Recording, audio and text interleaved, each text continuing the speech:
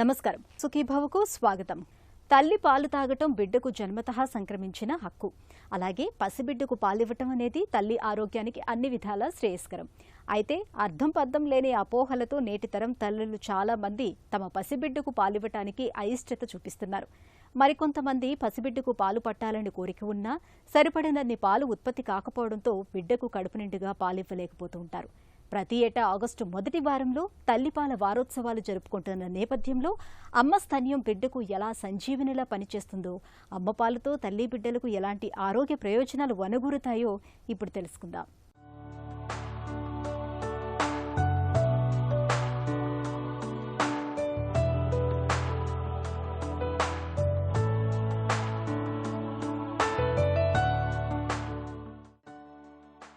అమ్మ స్తన్యం పసిబిడ్డ ఆకలి తీర్చే అమృతాహారం, తల్లి బిడ్డకు మధ్య అనుబంధాన్ని ముడివేసే అమృత వారధి. పసిపాప తొలి ఏడుపు వినగానే పరవశించిపోయే తల్లి హృదయం ఆ బిడ్డ ఆకలి తీర్చడానికి అమృతాన్ని సిద్ధం చేసుకుంటుంది. ప్రతి ఏటా ఆగస్టు మొదటి వారంలో ప్రపంచవ్యాప్తంగా తల్లిపాల వారోత్సవాలు జరుపుకోవడం వెనుక ఒక గొప్ప ఆశయం ఉంది. 1990లో ప్రపంచ ఆరోగ్య సంస్థ, యూనిసెఫ్ సంయుక్తంగా చేసిన ఇన్నోసెంటి డిక్లరేషన్ జ్ఞాపకార్థం తల్లిపాల ప్రాధాన్యతను చాటి చెప్పడమే ఈ వారోత్సవాల ముఖ్య ఉద్దేశం. అమ్మపాలు బిడ్డ పాలిట కేవలం ఆహారం మాత్రమే కాదు, వ్యాధులు బాధల నుంచి రక్షించే ఒక అద్భుతమైన సంజీవని.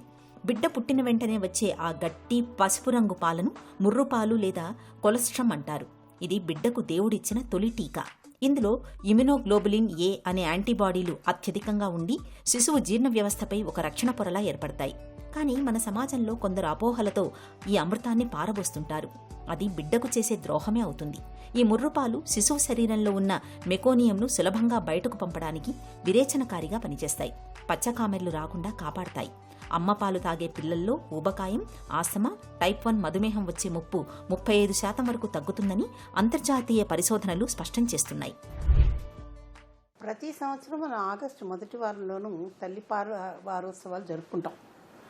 మనం ఇటీవలి నేషనల్ ఫ్యామిలీ హెల్త్ సర్వే చూస్తే గనక గత సర్వేతో పోలిస్తే ఈ సర్వేలో ఇంకా తల్లి పాలిచ్చే సంఖ్య చాలా తగ్గిపోయింది. ఆ శాతం చాలా పడిపోయింది. ఎందువల్ల పడిపోయింది అన్నది మనం కొంచెం ఇక్కడ తర్కించుకోవాలి. ఎందుకంటే తల్లిపాల గురించి అందరికీ తెలుసు. తల్లిపాల ముఖ్యం పిల్లలకి ఎదగడానికి అన్నది కూడా చాలామందికి తెలుసు. కానీ ఇవ్వటం లేదు. చాలా అపోహలు ఇందులోను. ముఖ్యంగా మొట్టమొదటి అపోహ ఏంటంటేను, మొదటి 3 నెలల్లో ముర్రుపాలను వస్తాయి, కొలెస్ట్రామ్ అంటారు. ఈ కొలెస్ట్రామ్లోను మామూలుగా మనం తల్లికి గర్భిణీ సమయంలో ఇచ్చేటటువంటి టీకాలకు సంబంధించి వ్యాధి నిరోధక కణాలు చాలా ఎక్కువ ఉంటాయి. అంతేకాకుండా ఇందులో కొవ్వు పదార్థాలు చాలా ఎక్కువ ఉంటాయి. ఈ బిడ్డకి ఇది ఇస్తే గనక దానికి కావలసినటువంటి క్యాలరీస్ అంటాం, అంటే దానికి కావలసినటువంటి ఎదుగుదలకు కావలసినవన్నీ ఇందులో ఉంటాయి, సరిపోతాయి. అంతేకాకుండా మరీ ముఖ్యంగాను రోగనిరోధక కణాలు వాళ్ళకి చేరడం మూలంచి వాళ్ళకి జబ్బులు రాకుండా ఆపుతాయి. కానీ చాలామందికి ఇది అర్థం కావట్లేదు. ఇప్పుడు మనం చూస్తే ఇప్పుడు ఆవుల్లోనూ గేదెల్లోనూ ఈనిన వెంటనే తీసిన పాలని జున్నుపాలు అంటారు. మనమే దాన్ని కొన్నిసార్లు జున్నుపాలు తీసేసుకుని జున్ను చేసి మనమే తింటాం. అందులో చాలా ప్రోటీన్ ఎక్కువ ఉందని చెప్పి మనమే తింటున్నాం. కానీ మరి మన పిల్లలకు వచ్చినప్పుడు మనం ఎందుకు ఇవ్వట్లేదు పిల్లలకి ఈ పాలు? కాబట్టి తల్లులందరూ కూడా దీని గురించి ఆలోచన చేసుకోవాలి.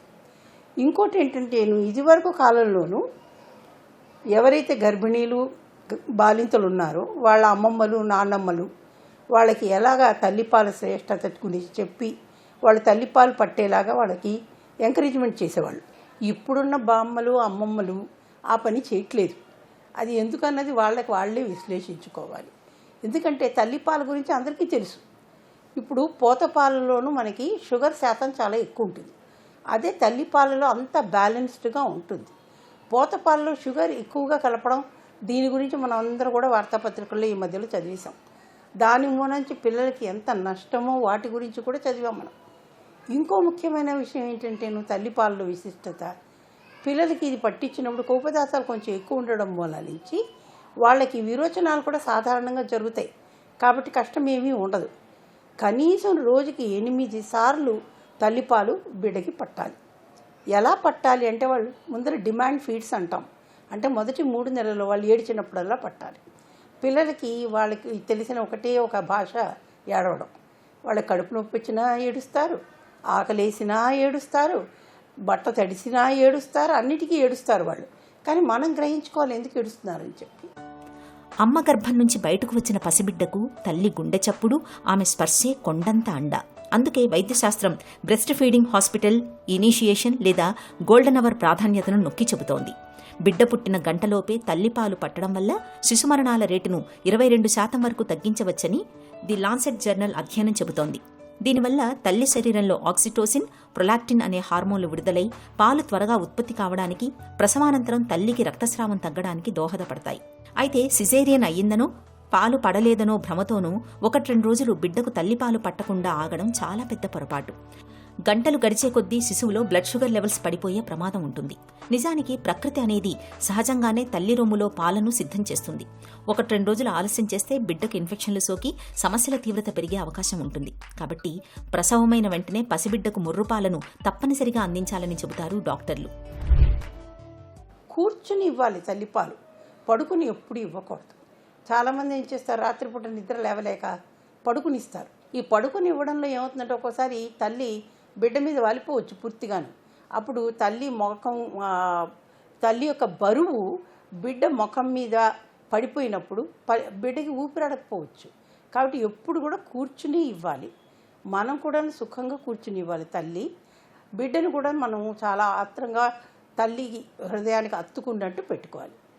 ముఖ్యమైనటువంటి ఇంకొక మంచి గుణం ఏంటంటే తల్లిపాలు ఇవ్వడంలోనూ తల్లి బిడ్డను అలా పట్టుకున్నప్పుడు తల్లి యొక్క ఉష్ణోగ్రత అన్నది బిడ్డకు కూడా చేరి, అంటే వామ్త్ అంటాము, బిడ్డకి ఉష్ణోగ్రతలు పడిపోకుండా కాపాడుతాయి అన్నమాట.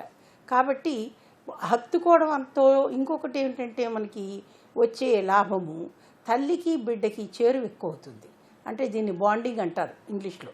ఈ బాండింగ్ అన్నది కూడా చాలా పెరుగుతుంది. ఇవన్నీ తెలిసి కూడా మేము మామూలుగాను గర్భిణీ స్త్రీని పరీక్ష చేసేటప్పుడు మొట్టమొదటిసారి వాళ్ళు మా దగ్గరికి వచ్చినప్పుడే వాళ్ళ రొమ్ములు మేము పరీక్ష చేస్తాము. ఆ రొమ్ము మనల్లో ఏదైనా ప్రాబ్లం ఉంటే దానికి కావాల్సిన చికిత్స కూడా మేము చెప్తాము.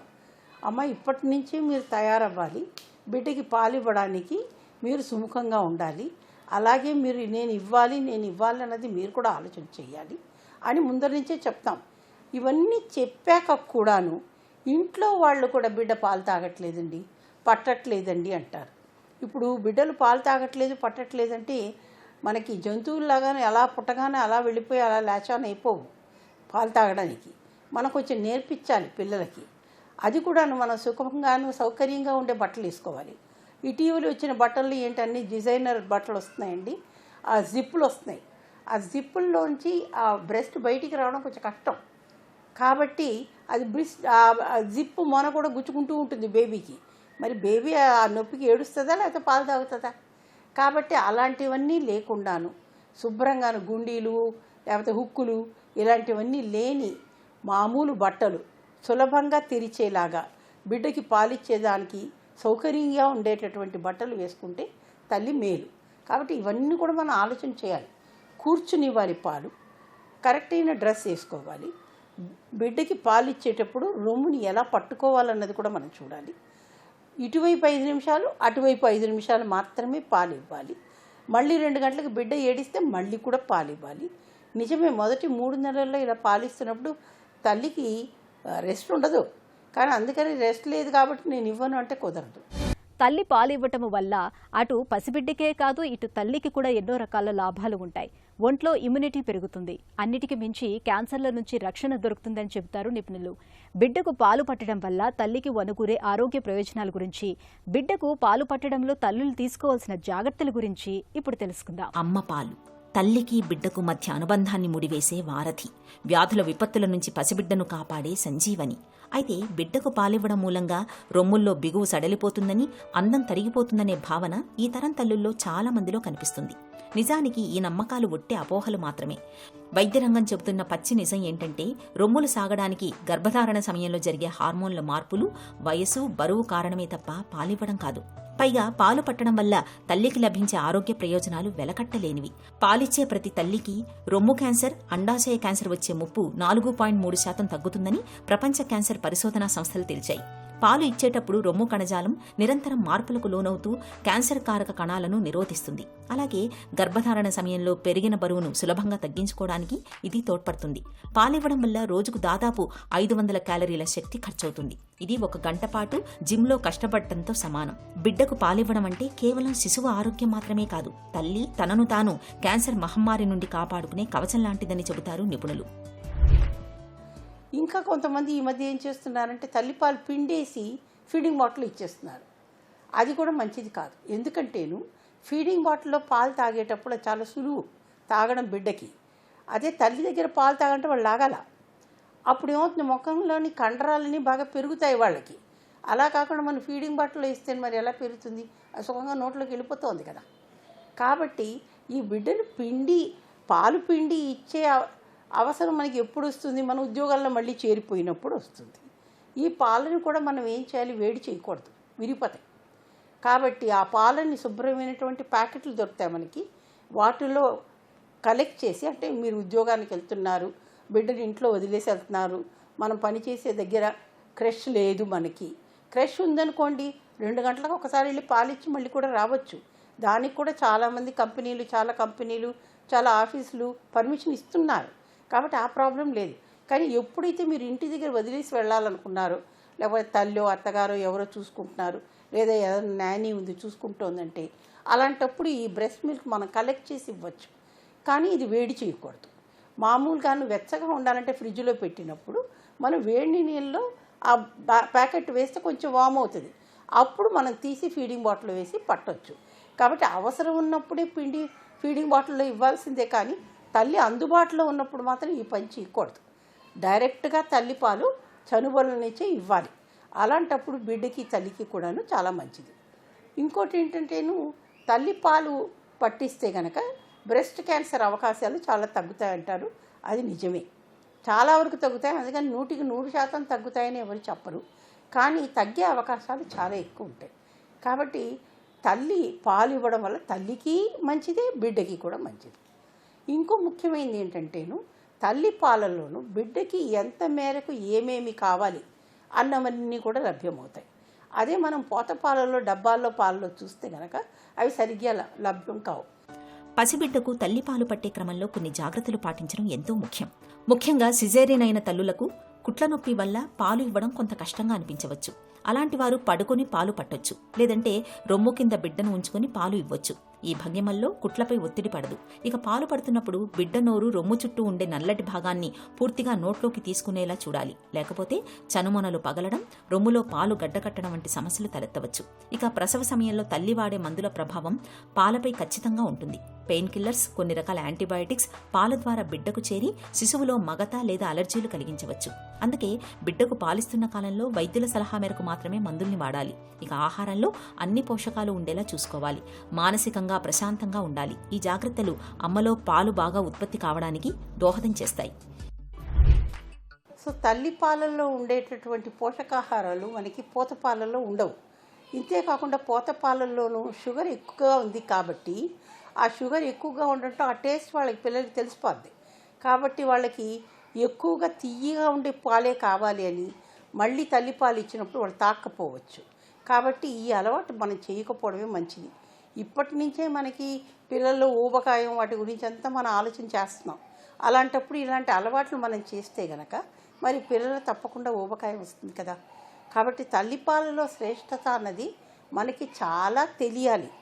దీన్ని బట్టి మనం తల్లిపాలలో శ్రేష్టత తెలుసుకున్నాక కూడా తల్లి పాలివ్వడానికి విముఖత చూపిస్తుంది అంటే అది మంచిది కాదు. చాలా అరుదుగా కొంతమందికి పాలు రావు. అలాంటప్పుడు మనము పాలు వేరే పోత పాలు పట్టవచ్చు. అలాగే కాకుండాను నెలలు నిండకుండా పుట్టిన పిల్లలు, బరువు తక్కువగా పుట్టే పిల్లలకి తల్లిపాలు కావాల్సినప్పుడు ఇప్పుడు మదర్స్ మిల్క్ బ్యాంకులు కూడా ఎస్టాబ్లిష్ చేస్తున్నారు. ఇవి మనకి నీలోఫర్ హాస్పిటల్లో కూడా ఉంది. అంటే ఎవరికైతే ఎక్కువ పాలు వస్తున్నాయో, లేక కొంతమందికి పిల్లలు చనిపోతారు, అలాంటప్పుడు వాళ్ళకి పాలు వస్తుంటాయి కానీ ఎవరికి ఇవ్వలేరు. అలాంటి వాళ్ళు దానం చేయొచ్చు. అంటే మనం బ్లడ్ బ్యాంకులో బ్లడ్ దాచినట్టు, అలాగే వేరే బ్యాంకుల్లో లాగాను ఇది కూడాను తల్లిపాలని మనం బ్యాంకులకు డొనేట్ చేస్తే కనుక అవి ఈ పిల్లలకు పట్టిస్తారు. అలా బరువు తక్కువగా ఉన్న పిల్లలకి, నెలలు నిండకుండా పుట్టిన పిల్లలకి ఇది ఎంతో మంచిది.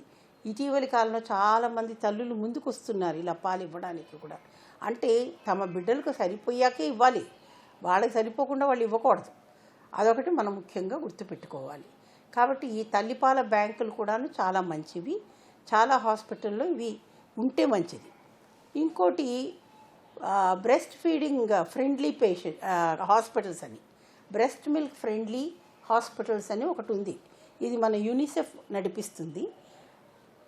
చాలా దుఃఖకరమైన వార్త ఏంటంటే మన తెలంగాణలో ఇంతవరకు ఏ హాస్పిటల్కి కూడాను ఇది రాలేదు. అంటే బ్రెస్ట్ ఫ్రెండ్లీ హాస్పిటల్ అని చెప్పేసి, బ్రెస్ట్ మిల్క్ ఫ్రెండ్లీ హాస్పిటల్స్.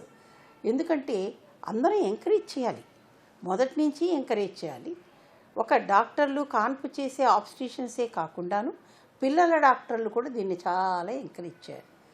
కొన్నిసార్లు ఏమైపోతుందంటే పిల్లలకి బరువు తగ్గిపోతుందని చెప్పేసి కొన్నిసార్లు పోతపాలు అలవాటు చేయించేస్తారు, బరువు తగ్గుతున్నారు పిల్లలు అని చెప్పేసి. అలా కాకుండా తల్లికి పాలు ఎక్కువ అయ్యేలాగా పోషకాహారాలు అవి కూడా ఇవ్వడం చాలా మంచిది. చాలామంది ఏం చేస్తారంటే డెలివరీ తర్వాత బాలింతలకి పథ్యం పెడతారు. పథ్యం పెడితే మరి తల్లి పాలలోని సాంద్రత, దానిలో ఉండవలసిన పోషకాహారాలు తగ్గిపోతాయి. తల్లి పోషకాహారాలు తింటేనే కదా మరి పాలల్లో కూడా పోషకాహారాలు వస్తాయి. కాబట్టి తల్లి పథ్యాలు ఏవి చెయ్యకుండా ఆకుకూరలు, కాయగూరలు, మాంసము, గుడ్డు తినేవాళ్ళైతే అవి కూడా తినడము, నీళ్ళు ఎక్కువగా తాగడము, తర్వాత తల్లికి పాలు ఇస్తూ పోతే బిడ్డకి ఇంకా పాలు బాగా వస్తాయి. కాబట్టి ఇవన్నీ కూడా పాటించాలి. పాతకాలంలో పద్ధతులు అవన్నీ కూడా మనం చేయవలసిన అవసరం లేదు. మొదటి 3 రోజులు వచ్చే ముర్రుపాలు అన్నది చాలా మంచిది బిడ్డకి. ఇవన్నీ మనం గ్రహించగలిగితే గనక మన పిల్లలు కూడా బాగా ఎదుగుతారు, ఆరోగ్యంగా ఎదుగుతారు. 9 నెలలు సురక్షితమైన వాతావరణానికి అలవాటు పడి ఆపై అమ్మ గర్భగుడి వీడి ఈ నేలపై అడుగు పెడుతుంది బుచ్చాయి. అప్పటి వరకు పరిచయమే లేని ఈ లోకంలో తల్లిపాలు తప్ప మరో ఆహారం రుచించని ప్రాయమది. మరి తల్లిపాలు అందకపోతే ఆ చిన్నారి హృదయం తట్టుకోగలదా? అలాంటి పిల్లలకు మరో తల్లిపాలు దానం చేస్తే ఎలా ఉంటుంది? పసి ప్రాణాన్ని నిలబెట్టే తల్లిపాల బ్యాంకుల గురించి ఇప్పుడు తెలుసుకుందాం. పసిబిడ్డ రోజుకు ఎన్నిసార్లు పాలు తాగాలి, గంటకు పాలు పట్టొచ్చా అనే సందేహాలు చాలా మందికి ఉంటాయి. సాధారణంగా నవజాత శిశువుకు రోజుకు 8 నుండి 12 సార్లు, అంటే ప్రతి 2 నుండి 3 గంటలకు ఒకసారి పాలు పట్టాలి. బిడ్డ ఆకలి సంకేతాలైన చేతులు నోట్లో పెట్టుకోవడం, పెదవులు చప్పరించడం గమనించి పాలు ఇవ్వాలి. ఏడ్చే వరకు ఆగకూడదు, ఎందుకంటే ఏడుపు అనేది ఆకలికి చివరి సంకేతం. కొంతమంది గంటకు పాలు పడుతుంటారు. దీనివల్ల బిడ్డకు సరిగ్గా జీర్ణం కాక కడుపు నొప్పి రావచ్చు. ఒకవేళ ఏ కారణం చేతనైనా తల్లి నేరుగా పాలు ఇవ్వలేకపోతే పాలగిన్నె, స్పూన్ ద్వారా పట్టడం మేలు. బాటిల్ ఫీడింగ్ వాడకం అస్సలు మంచిది కాదు. ఉద్యోగునులైన తల్లులు తమ పాలను చేతితో లేదా బ్రెస్ట్ పంప్ ద్వారా తీసి భద్రపరచవచ్చు. ఈ పాలు గది ఉష్ణోగ్రత వద్ద 4 నుండి 6 గంటలు, సాధారణ రెఫ్రిజిరేటర్లో 24 గంటల పాటు నిల్వ ఉంటాయి. ఇలా నిల్వ చేసిన పాలను నేరుగా వేడి చేయకూడదు. కేవలం గోరువెచ్చని నీటి పాత్రలో ఉంచి బిడ్డకు పట్టాలి. ఒకవేళ తల్లిలో తగినన్ని పాలు ఉత్పత్తి కానప్పుడు పసిబిడ్డకు పాలు అందించేందుకు ఇవాళ తల్లిపాల బ్యాంకులు కూడా అందుబాటులో ఉన్నాయి. దాతలైన తల్లుల నుండి సేకరించిన పాలను పాశ్చరైజ్ చేసి కఠినమైన ఇన్వెస్టిగేషన్స్ తర్వాత ఈ బ్యాంకుల్లో భద్రపరుస్తారు. ఇది నెలలు నిండకుండా పుట్టిన పిల్లల ప్రాణాలను కాపాడడంలో కల్పవల్లిగా పనిచేస్తుంది. ఇంకొక విషయం ఏంటంటేను, ఒక్కొక్కసారి తల్లికి ఏదైనా ప్రాబ్లం రావచ్చు. అలాగే సిజేరియన్ డెలివరీ జరిగిందనుకోండి, ఆపరేషన్ ద్వారాను వాళ్ళు ఎంత తొందరగా పాలు ఇవ్వచ్చు అని కూడా అడుగుతారు. మామూలు కాన్పైన, సిజేరియన్ కాన్పైన డెలివరీ అయిన అర్ధ గంట లోపల మనం బిడ్డకి కనుక పాలు పట్టించగలిగితే చాలా ఉపయోగాలు ఉన్నాయి. ముఖ్యంగాను పాలు పట్టిస్తున్నప్పుడు తల్లి పాలలోకి ఆక్సిటోసిన్ అన్న ఒక హార్మోన్ విడుదలవుతుంది. ఈ ఆక్సిటోసిన్ అన్న హార్మోను గర్భాశయం మీద కూడా పనిచేస్తుంది. గర్భాశయం తొందరగా కుంచుకుపోయేలాగా చూస్తుంది. కాబట్టి బ్లీడింగ్ తగ్గిపోతుంది. గర్భాశయం తొందరగా తన మామూలు స్థితికి చేరుకోవడానికి దోహదపడుతుంది. కాబట్టి తల్లిపాలు ఎంత తొందరగా ఇవ్వగలిగితే అంత మంచిది. తర్వాత పుట్టగానే బిడ్డను కూడా ఇప్పుడు తల్లి ఒళ్ళో పెట్టేస్తాం మేము. ఎందుకంటే ఇందాక చెప్పినట్టు ఆ ఉష్ణోగ్రతలు కూడా వామ్త్ అన్నది తల్లి దగ్గరికి వెళ్ళగానే బిడ్డకి వస్తుంది. ఆ బాండింగ్ అన్నది కూడా బాగా పెరుగుతుంది. అలాగే సిజేరియన్ చేసిన వాళ్ళకి కూడా మామూలు కాన్పు వాళ్ళకి ఏమీ తేడా లేదండి. తల్లిపాలకు సంబంధించి వాళ్ళు కూడా 8 సార్లే ఇవ్వాలి, కనీసం 8 సార్లు. లేదా డిమాండ్ ఫీడ్స్ అంటాం. బిడ్డ ఎన్నిసార్లు ఏడిస్తే అన్నిసార్లు పాలు ఇవ్వాలి. కొన్ని సమయాల్లో తల్లికి ఏదైనా ఇన్ఫెక్షన్ ఉందనుకోండి, కొన్ని యాంటీబయాటిక్స్ ఇవ్వాల్సి రావచ్చు. అది సిజేరియన్లో కావచ్చు, మామూలు కాన్పులో కూడా కావచ్చును. అవి కొన్నిసార్లు కొంత తల్లి పాలలో రావచ్చు. కాబట్టి పాలు ఇచ్చే సమయంలో కొన్ని మందులు వాడచ్చు, కొన్ని మందులు వాడకూడదు. కొన్ని మందులతో బిడ్డలలో ఆ పాల ద్వారా దుష్ఫలితాలు వచ్చే అవకాశాలు ఉంటాయి. కాబట్టి డాక్టర్ సలహా లేకుండా ఓవర్ ద కౌంటర్ ప్రిస్క్రిప్షన్స్, అంటే మనమే వెళ్ళి మెడికల్ షాపుల్లో మందులు కొనుక్కుని వాడకూడదు. ఇప్పుడు కూడా డాక్టర్ సలహా మేరకే వాడాలి. ఒకవేళ డాక్టర్కి తెలియకపోతే ఏ డాక్టర్ దగ్గరికి వెళ్తారో వాళ్ళు, నేను ఈ మధ్యనే కానిపోయిందండి, నేను ఇలా తల్లిపాలు ఇస్తున్నాను బిడ్డకి, నేను ఇది వేసుకోవచ్చా లేదా ఈ మందు అన్నది అడిగే తీసుకోవాలి మనము. అలా తీసుకున్నప్పుడు బిడ్డకి ఏ విధమైనటువంటి దుష్ఫలితాలు కూడా ఉండవు. ముఖ్యంగా కొన్ని యాంటీబయాటిక్స్ తోటి బిడ్డలకి లూజ్ మోషన్స్ రావచ్చు, కానీ దాని గురించి పెద్ద పట్టించుకోవాల్సిన అవసరం లేదు. అలాగే కొన్ని మందులు తల్లి వాడుతున్నప్పుడు అవి కొన్నిసార్లు తల్లిపాల ద్వారా బిడ్డకి రావచ్చు. చాలా అరుదుగా తల్లి వాడే మందుల దుష్ఫలితాలు బిడ్డ మీద ఉంటాయి. కానీ అలాంటప్పుడు తల్లిపాలు ఇచ్చే పిల్లలకి డాక్టర్లే చెప్తారు, అమ్మ నువ్వు ఇవ్వడానికి వీలుండదు ఇప్పుడు ఈ మందులు వాడుతున్నప్పుడు అని వాళ్ళే చెప్తారు. అంతేకాని అవి చాలా అరుదుగా ఉంటాయి కాబట్టి మనం కంగారు పడవలసిన అవసరం లేదు.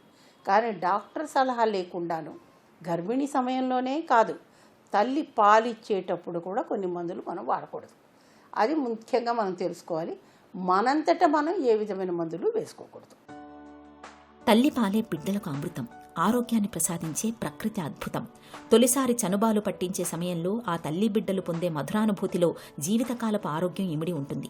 మన దగ్గర తల్లిపాలివ్వడాన్ని రక్షించే చట్టాలు ఎంతో అండగా నిలుస్తున్నాయి. మెటర్నిటీ బెనిఫిట్ చట్టం ప్రకారం మహిళా ఉద్యోగులకు 26 వారాల వేతనంతో కూడిన ప్రసూతి సెలవులు లభిస్తాయి. అలాగే ఆఫీసుల్లో శిశు సంరక్షణ కేంద్రాలు, పాలు పట్టడానికి ప్రత్యేక గదులు ఏర్పాటు చేయడం తప్పనిసరి. అలాగే ఐఎంఎస్ చట్టం ప్రకారం డబ్బా పాలు, బేబీ ఫుడ్స్ ప్రకటనలను ప్రభుత్వం నిషేధించింది. అయితే ఈ నిబంధనలు క్షేత్రస్థాయిలో సమర్థవంతంగా అమలు కావాలంటే కేవలం ప్రభుత్వాలే కాదు, సమాజం కూడా మారాలి.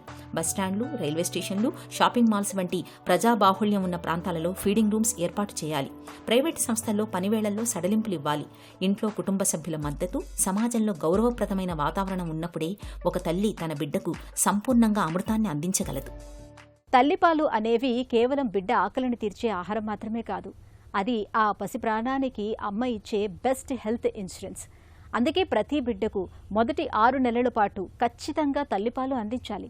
అప్పుడే బిడ్డ ఎదుగుదల చక్కగా ఉంటుంది. ఇటు తల్లికి కూడా అనేక ఆరోగ్య ప్రయోజనాలు లభిస్తాయి.